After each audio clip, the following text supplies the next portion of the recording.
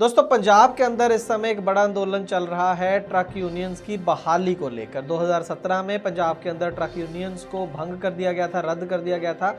अब उसकी बहाली की मांग हो रही है और एक बड़ा कैंपेन चल रहा है जिसके बारे में लगातार हम रिपोर्टिंग कर रहे हैं और हमारा मानना भी है कि काफ़ी हद तक जायज़ मांगे हैं उनकी। लेकिन पंजाब के अंदर एक और मॉडल भी है कोऑपरेटिव सोसाइटीज़ का। कई जगह पर यूनियन की जगह कोऑपरेटिव सोसाइटीज़ बनी हुई है। काम यूनियन जैसा ही है लेकिन ये एक एक्ट के अंडर आ जाती हैं। कोऑपरेटिव सोसाइटी का जो एक्ट है उसके अंदर ये रजिस्टर होती हैं। इसका फ़ायदा ये होता है कि एक प्रॉपर लीगल राइट्स बने हुए हैं मेंबर्स के। उनको तमाम तरह के हक जो हैं वो कोऑपरेटिव सोसाइटी के तहत मिलते हैं। ये माना जाता है कि नॉर्मल यूनियन के मुकाबले कोऑपरेटिव सोसाइटी में जो है हक जो है मेंबर्स के वो ज़्यादा सेफ रहते हैं। लेकिन पंजाब की सबसे पुरानी ट्रांसपोर्ट कोऑपरेटिव सोसाइटी में से एक the Kiratpur Sahib truck operator cooperative transport society limited का एक केस ट्रांसपोर्ट टीवी के सामने आया है। लगातार वहां पर कुछ मेंबर जो हैं वो वहां पर प्रोटेस्ट कर रहे हैं। इसकी जो कार्रवाई वहां पर जो हो रही है, जो काम करने का तरीका है उसको लेकर, और उनका क्लेम ये है, उनका दावा ये है कि जो पैसे टेंडर जो डालती है कोऑपरेटिव सोसाइटी, जो उसके पैसे आते हैं सोसाइटी को, वो पूरे नहीं दिए जाते हैं मेंबर्स को। उसमें से बहुत कम पैसे आगे दिए जा रहे हैं। ये बहुत बड़ा आरोप जो मैनेजमेंट के ऊपर है, जो इस कोऑपरेटिव सोसाइटी की मैनेजमेंट के ऊपर लगा रहे हैं कुछ मेंबर, जिसका वो पता नहीं क्यों जवाब नहीं दे रहे हैं। इसी बहुत अहम मुद्दे के ऊपर है आज की ये खास ग्राउंड रिपोर्ट। इसके ऊपर चर्चा करेंगे क्या ये मसला है और क्यों ये नौबत आई और क्या कर सकते हैं मेंबर इस केस के अंदर। तमाम जानकारी दूंगा आज की इस खास ग्राउंड रिपोर्ट में एक छोटे से कमर्शियल के बाद। दोस्तों मैं जानता हूं कि ट्रांसपोर्ट के कारोबार में आपको ढेरों चिंताएं हैं, लेकिन अब कम से कम अपनी गाड़ी के बीमे की चिंता छोड़ दें। अपनी गाड़ी का बीमा सिर्फ और सिर्फ ट्रांसपोर्ट मॉल से ही करवाएं। प्रीमियम आपको सबसे कम मिलेगा, पॉलिसी में किसी तरह की कोई कमी नहीं होगी और क्लेम हॉटलाइन की सुविधा 24 घंटे मिलेगी। तो अभी ट्रांसपोर्ट मॉल ऐप के बीमा सेक्शन में अपनी गाड़ियों के नंबर डालें या फिर 90-831-90-831 पर अपनी गाड़ियों के नंबर व्हाट्सएप करें। आप भरोसा कर सकते हैं। ट्रांसपोर्ट टीवी पर आपका स्वागत है दोस्तों, मैं हूं मनिंदर सिंह और आप देख रहे हैं ग्राउंड रिपोर्ट। दोस्तों कोऑपरेटिव सोसाइटी का नाम मैंने आपको बताया, the Kiratpur Sahib truck operator cooperative transport society limited. इस नाम के तहत ये रजिस्टर है। काफ़ी पुरानी कोऑपरेटिव सोसाइटी और बहुत अच्छे तरीके से ये सोसाइटी चल भी रही है कई सालों से। ये बता दूं आपको, पंजाब हिमाचल का बॉर्डर पड़ता है ये एरिया, और पंजाब से ऐश जाती है सीमेंट प्लांट को हिमाचल के अंदर, वहाँ से क्लिंकर आता है, तो जाने आने का इस तरीके से माल मिलता है। और बाकी भी काम है, गेहूं का भी काम करती हैं गाड़ियाँ, अच्छा काम है इन लोगों का। लेकिन अब वहाँ पर दिक्कत क्या आ रही है, एलिगेशन है कुछ ऑपरेटर्स की, जिसमें से गुरमुख सिंह हैं। उन्होंने बात करी ट्रांसपोर्ट हेल्पलाइन के ऊपर ट्रांसपोर्ट टीवी की टीम के साथ। उनका कहना ये है कि गड़बड़ हो रही है वहाँ पर। जो टेंडर हैं, जो भी टेंडर लेती है कोऑपरेटिव सोसाइटी, उन टेंडर्स का जो पैसा आता है वो सोसाइटी के पास आता है। बाद में वो पैसा बांटा जाता है, अलग अलग जो मेंबर्स हैं, गाड़ी मालिक हैं, उनको दिया जाता है उनके चक्करों के हिसाब से। लेकिन उनका दावा ये है, उनका क्लेम ये है कि हमें पहले तो 2 साल से कोई हिसाब नहीं दिया गया है, और उनको शंका ये है कि जो पैसे टेंडर से आ रहे हैं, कॉन्ट्रैक्ट से आ रहे हैं, वो पूरे आगे ट्रांसफ़र नहीं हो रहे हैं, उसमें धांधली हो रही है, एक बड़ा कट जो है लगाया जा रहा है, पूरे पैसे नहीं मिल रहे हैं। यहाँ तक के पता ही नहीं है कि किस रेट पर टेंडर उनको मिला हुआ है। बहुत ही बेसिक जानकारी है कि अगर कोई बड़ा काम कोऑपरेटिव सोसाइटी कर रही है तो उनके मेंबर्स को ये तो पता होगा ना कि किस रेट पर हम कर रहे हैं। ऐसा तो नहीं है कि जितने खाते में पैसे डाल दिए और वो लेकर घर को चले जाएं। लेकिन दावा यहाँ पर गुरमुख सिंह और बाकी ऑपरेटर्स का ये है कि ऐसा ही हो रहा है। उनका कहना है कि ऐसा नहीं है कि हमने कभी अप्रोच नहीं करा प्रेसिडेंट को या सेक्रेटरी को, बल्कि कई बार अप्रोच करा, कोई जवाब नहीं देते हैं, अकाउंट्स नहीं दिखाते हैं, ना रेट बताते हैं, बल्कि RTI भी भेजी प्रेसिडेंट को, सेक्रेटरी को, कोई जवाब नहीं आया। नोटिस भेजा, उसका कोई जवाब नहीं देते हैं, कोई रिप्लाई उनकी तरफ से नहीं आता। 2 उनके मेन शंकाएं हैं। एक तो यही कि फ्रेट रेट है क्या, किस रेट पर काम मिल रहा हुआ है सोसाइटी को, और दूसरा उनको ये नहीं पता कि उनको जो पैसे मिल रहे हैं वो सिर्फ जाने जाने के मिल रहे हैं या आने जाने के मिल रहे हैं, जिस भी कॉन्ट्रैक्ट की हम बात कर रहे हैं। और तीसरी चीज़ ये है कि अकाउंट्स की डिटेल जो है, जो कि फ़र्ज़ बनता है सोसाइटी की मैनेजमेंट का कि पूरा हिसाब किताब दे। आप देखो कि अभी किसान आंदोलन होके हटा दिल्ली के बॉर्डर्स के ऊपर, वो तो कोई सोसाइटी नहीं थी, कोई रजिस्टर्ड कंपनी नहीं थी, एक आंदोलन था।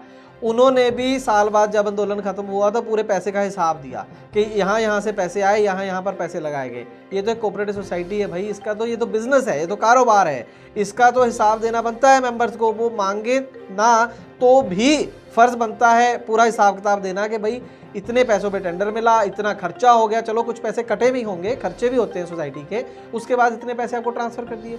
2 साल टाइम लेने का मतलब हमारी भी समझ से परे है। और अब ये बात इतनी ज़्यादा बढ़ चुकी है कि 14 दिसंबर और 19 दिसंबर को मेमोरेंडम भी उन्होंने एक बाकायदा दिया है मैनेजमेंट को, और 22 दिसंबर को प्रेस कॉन्फ्रेंस भी की है मीडिया को बुलाकर, तो भी कोई जानकारी अभी तक प्रेसिडेंट या सेक्रेटरी द्वारा नहीं दी जा रही है ऑपरेटर्स को। ये ज़्यादा शक पैदा करता है। हम ये नहीं कह रहे यहाँ पर कि कोई धांधली हुई है, हम तो ये कह रहे हैं कि जब आप उनको हिसाब किताब दे नहीं रहे हैं तो वो चीज़ ज़्यादा शंका पैदा कर रही है। हो सकता है सब कुछ ठीक हो, अगर ठीक है तो फिर आप हिसाब किताब देने में क्या दिक्कत है। इसी बात को लेकर हमारी टीम ने बात करी जो सोसाइटी है उसके प्रेसिडेंट से भी और सेक्रेटरी से भी। एक तो दोनों अलग अलग बयान दे रहे हैं, अगर मैं आपको शॉर्टकट में बताऊं। सेक्रेटरी साहब तो पहले कह रहे हैं कि 2 साल से ऑफिस बंद है जी, मुझे पता नहीं, लेकिन भाई काम तो चल रहा है ना, पेमेंटें आ रही हैं, पेमेंटें जा रही हैं, आपको नहीं पता तो फिर किसको पता है।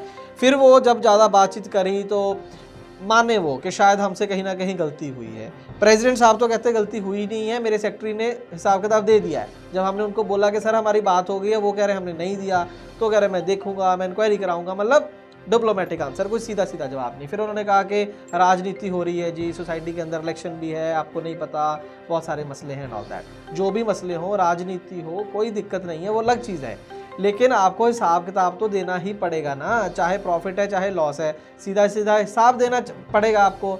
अब अकेले नहीं हैं आप, देश की पहली ट्रांसपोर्ट हेल्पलाइन आ चुकी है ट्रांसपोर्ट मॉल ऐप पर, अभी डाउनलोड करें।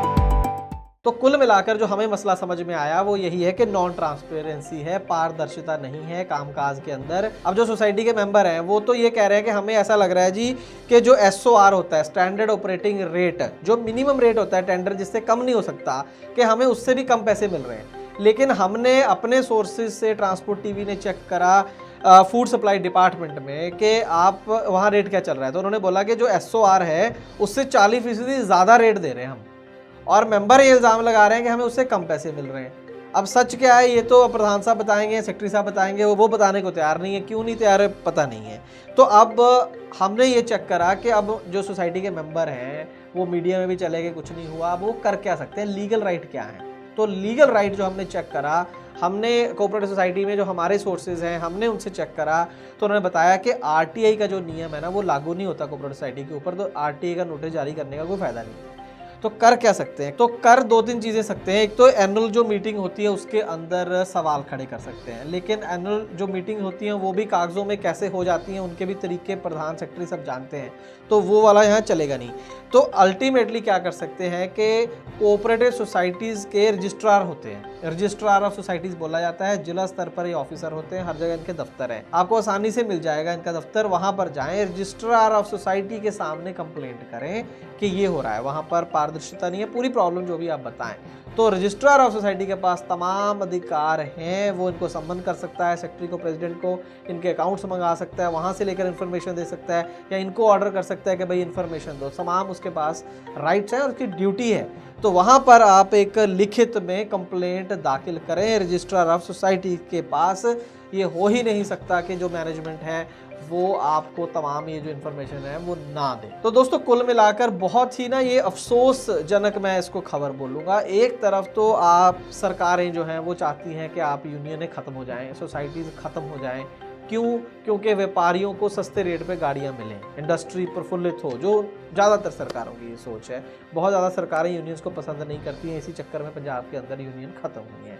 दूसरी तरफ जहाँ पर चल भी रही हैं कुछ और अच्छा काम हो रहा है, वहाँ पर आप इस तरीके से जो मैनेजमेंट होती है, इस तरीके के लोग जब वो सोसाइटी पे काबिज हो जाते हैं, तो इस तरीके से आप असल में बहुत शॉर्ट टर्म सोचते हैं।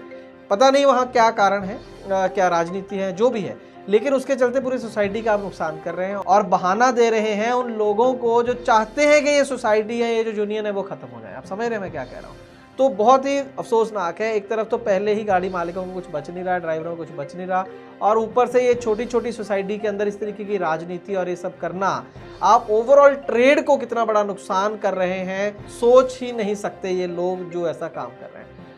ये बहुत ज़रूरी है दोस्तों कि ये जो सोसाइटी है, यूनियन है, इनको अच्छे तरीके से चलाया जाए, नहीं तो तैयार बैठे हैं लोग आपको ख़त्म करने के लिए। और इस सोसाइटी में भी हमें जानकारी मिली है कि बहुत सारा काम ऑलरेडी बुकिंग एजेंटों के हाथ में आ चुका है। तो अगर इसी तरीके से सोसाइटीज चलेंगी तो जो थोड़ी बहुत ही बची हैं उनका भी ख़त्म होना तय है। हम उम्मीद करते हैं कि जानकारी आपके लिए लाभकारी साबित होगी और लोग इससे सबक लेंगे। इसी उम्मीद के साथ आज की ग्राउंड रिपोर्ट यहीं पर समाप्त, और हम चाहेंगे कि आप इस वीडियो को ज़्यादा से ज़्यादा शेयर करें और ट्रांसपोर्ट टीवी को ट्रांसपोर्ट मॉल ऐप के अंदर देखना शुरू कर दें। वहां पर टीवी देखने पर इनाम भी मिलता है। जी हाँ, 1 जनवरी 2022 से ट्रांसपोर्ट टीवी देखने के लिए बहुत बहुत शुक्रिया। अब ट्रांसपोर्ट मॉल ऐप में टीवी देखने पर हर दिन मिलेंगे इनाम। जी हाँ दोस्तों, ट्रांसपोर्ट मॉल ऐप पर ट्रांसपोर्ट टीवी देखने वाले 5 लोग हर दिन जीतेंगे 5 लीटर डीजल। और हाँ, जो सबसे ज्यादा महीने भर ट्रांसपोर्ट टीवी देखेगा उसे मिलेगा एक शानदार एलईडी टीवी। यानी कि जितना ज्यादा आप टीवी देखेंगे उतने आपके पॉइंट्स बनते जाएंगे, और उन पॉइंट्स को चेक करने के लिए या ज्यादा जानकारी पाने के लिए आप ट्रांसपोर्ट मॉल ऐप के रिवॉर्ड सेक्शन में जाएं। यानी अब खबरें भी और इनाम भी। ये हुआ ना आम के आम गुठलियों के दाम।